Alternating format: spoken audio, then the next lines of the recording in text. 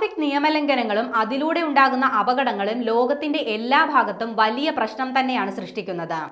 കർശന നിയമങ്ങൾ ഏർപ്പെടുത്തിയാലും നിയമലംഘനങ്ങൾക്ക് വലിയ കുറവൊന്നും ഉണ്ടാകാറില്ല. ഈ സാഹചര്യത്തിൽ റോഡുകളിലെ ട്രാഫിക് നിയമലംഘനങ്ങൾ കുറയ്ക്കുന്നതിന് പുത്തൻ പദ്ധതിയുമായി എത്തിയിരിക്കുകയാണ് വിയറ്റ്നാം.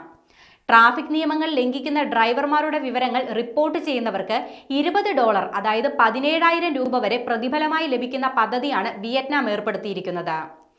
ഈ വർഷാരംഭത്തോടെ ട്രാഫിക് നിയമങ്ങൾ ലംഘിക്കുന്നവർക്കെതിരെ കടുത്ത പിഴയാണ് വിയറ്റ്നാം സർക്കാർ ചുമത്തുന്നത്. ഡ്രൈവർമാർക്ക് താങ്ങാൻ പറ്റാവുന്നതിനപ്പുറമുള്ള പിഴയാണ് നിലവിലെ നിയമപ്രകാരം ട്രാഫിക് നിയമങ്ങൾ ലംഘിച്ചാൽ അടയ്ക്കേണ്ടത്. ഇതിനു പുറമെയാണ് ട്രാഫിക് നിയമങ്ങൾ ലംഘിക്കുന്നവരുടെ വിവരങ്ങൾ പങ്കുവെക്കുന്നവർക്ക് പ്രതിഫലം നൽകുമെന്നുള്ള പുതിയ പദ്ധതി വിയറ്റ്നാം സർക്കാർ ആരംഭിച്ചത്. നിയമം ലംഘിക്കുന്നവർക്കെതിരെ ചുമത്തുന്ന പിഴയുടെ 10% ലംഘനങ്ങൾ റിപ്പോർട്ട് ചെയ്യുന്നവർക്ക് ലഭിക്കുക. വിയറ്റ്നാമിന്റെ ഈ പുതിയ നിയമം മറ്റ് രാജ്യങ്ങളിലും വലിയ ചർച്ചകളിലേക്കാണ് വഴിവെച്ചിരിക്കുന്നത്. അതേസമയം ഇന്ത്യയിലും ഈ നിയമത്തെക്കുറിച്ചുള്ള ചർച്ചകൾ പുരോഗമിക്കുകയാണ്. രാജ്യത്തെ റോഡ് സുരക്ഷയ്ക്ക് വേണ്ടി ഇന്ത്യയിലും ഇത്തരത്തിലുള്ള നിയമങ്ങൾ നടപ്പാക്കണമെന്നാണ് പലരുടെയും അഭിപ്രായം.